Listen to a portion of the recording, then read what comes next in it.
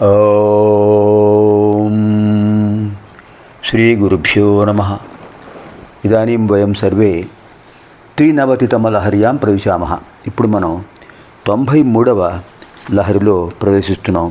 ఇందులో అమ్మవారి యొక్క అద్భుతమైన కేశ సౌందర్యాన్ని వర్ణిస్తున్నారు. ఆ కేశ సౌందర్య వర్ణన 93వ శ్లోకం.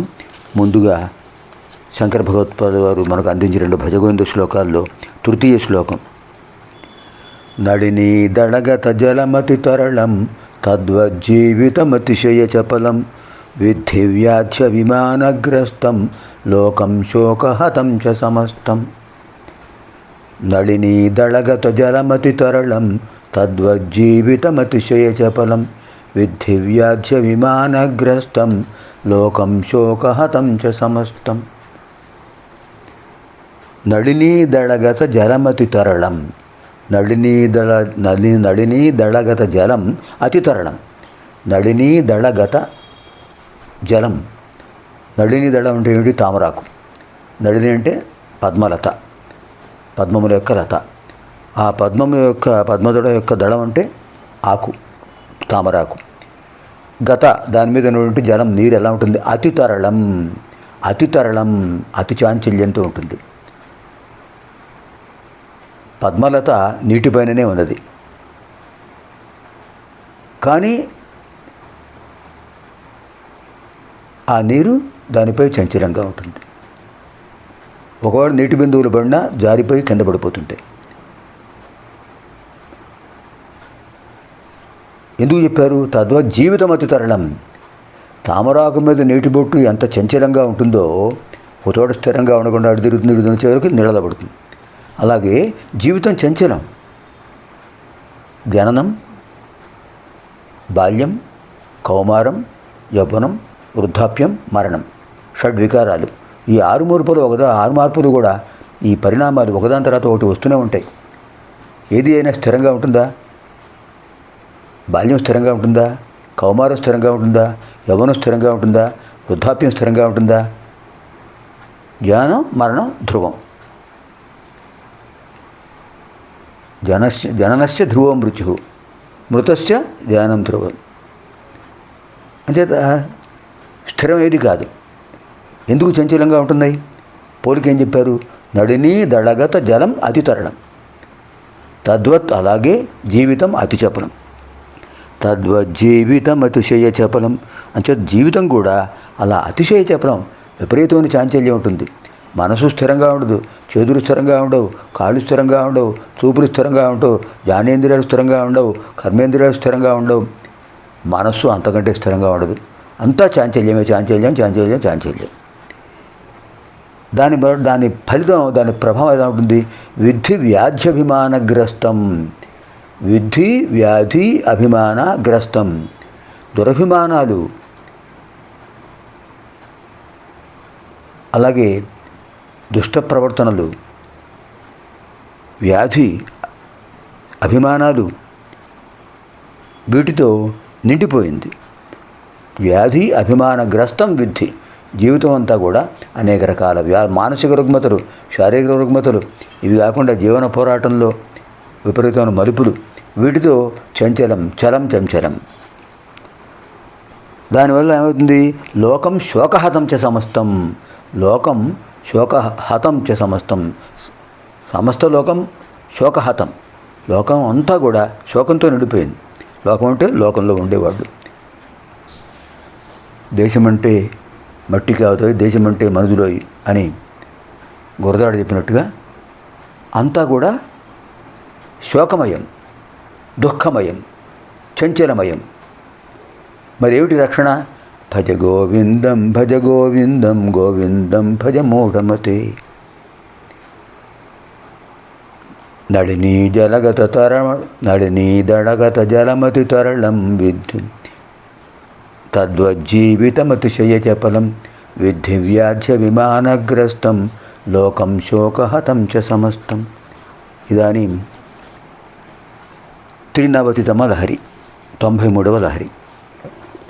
అరాళాకేశేషు ప్రకృతి సరళామందహసితే శిరీషాభాచిత్తే దృషదుపలశోభాకుచతటే భృజం తన్వీమధ్యే పృథురురసిజారోహ విషయే జగత్రాతుం శంభో జయతి కరుణా కాచిదరుణా. అద్భుతమైన శబ్దాలంకారాలు, అర్థాలంకారాలు. అరాళాకేశేషు ప్రకృతి సరళా మందహసితే శిరీషాభాచిత్తే దృషదుపలశోభాకుచతటే భుజం తన్వీమధ్యే పృథురురసిజారోహ విషయే జగత్రాతుం శంభో జయతి కరుణా కాచిదరుణా. అద్భుతమైన వర్ణన. కేశేషు కేశముల యందు, సంస్కృతంలో కుంతలములు కేశములు అంటారు, తెలుగులో కురులు అంటాం, వెంట్రుకలు. అరాళ సహజంగా వక్రత కలిగింది. అమ్మవారి కేశాలు గుండ్రంగా ఉంటుంటాయి, ఉంగరాలు జుట్టు అన్నమాట. అది ఎలా ఉంది? మందహసితే ఆ వక్రత అమ్మవారి యొక్క చిరునగవులో ఆ సహజత్వాన్ని పొందడానికి ప్రయత్నిస్తోంది. ప్రకృత సరళ, అమ్మవారు నవ్వు సహజమైన సరళం కలిగింది. కానీ ఇక్కడ ఈ కురులు వక్రతతో అందంగా ఉన్నాయి. చిత్తే, మనస్సులో శిరీషాభ, దిరిశన పువ్వులాగా మెత్తగా ఉండేటటువంటి అద్భుతమైన మనస్సు. అమ్మవారి మనస్సు కరుణాపూరితం, మృదువైనది. అలా అంతేకాదు, అమ్మవారి యొక్క విశేషమైన సౌందర్యం కుచతటే దృషదుపల శోభ, అద్భుతమైనటువంటి అమ్మవారి యొక్క వక్ష సౌందర్యం అత్యద్భుతమైన ఆధ్యాత్మిక సౌందర్యం కలిగింది. ఇంకా అమ్మవారి యొక్క నడుము మధ్యే, అంటే ఆ నడుమున ఎలా ఉంది? భృశం తన్వి, చాలా సన్నగా ఉంది. అమ్మవారి నడుము చాలా సన్నగా ఉంది. నడుము సన్నగా ఉండడం సౌందర్య లక్షణం. వరసియారోహ విషయే, ఇంకా అమ్మవారి యొక్క వక్ష సౌభాగ్యం, తర్వాత కటి సౌభాగ్యం, అవన్నీ కూడా పృథు విచారమైన కలిగినవి. అందుచేతనే శంభోహో, శివుడి యొక్క, ఆ పరమేశ్వరుడి యొక్క కాచిత్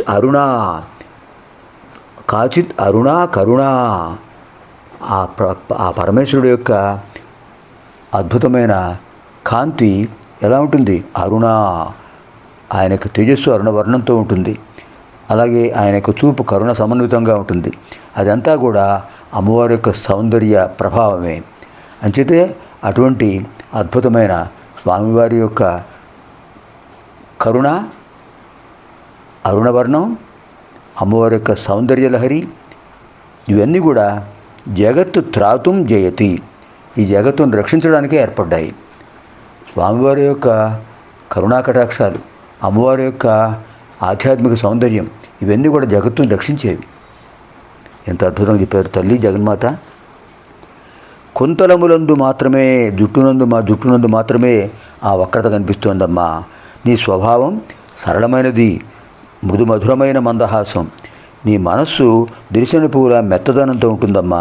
భక్తులను కరుణతో చూస్తుంటావు, వాళ్ళకి అభయప్రదానం చేస్తుంటావు, వరద ప్రదానం చేస్తుంటావు.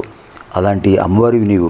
నీ యొక్క అద్భుతమైన వక్ష సౌందర్యం, కటి సౌందర్యం, ఇవన్నీ చూసి పరమేశ్వరుడు అలా దృష్టి నిలుపుతున్నట్టు నీపైనే. అంచేతే స్వామివారి యొక్క కరుణా కటాక్షం కూడా మాపై ప్రసరిస్తోంది. మీ యొక్క సౌందర్య సౌభాగ్య ప్రభావంతో పాటు స్వామివారి కరుణా కటాక్షం కూడా మాపై ప్రసరిస్తోంది, మాకు రక్షణ కలిగిస్తోందమ్మా అని వర్ణించారు.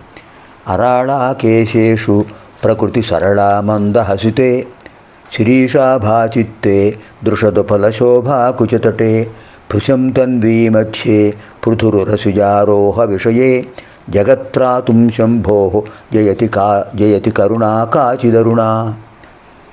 అనంతరం చతుర్నవతితమల హర్యాం అనంతర కార్యక్రమే ప్రవేశామः. తర్వాత కార్యక్రమంలో మనం 94వ లహరిలో ప్రవేశిద్దాం. సర్వేభ్యः పార్వతీ పరమేశ్వరయోः దివ్యానుగ్రహప్రాప్తిరస్తు. స్వస్తి.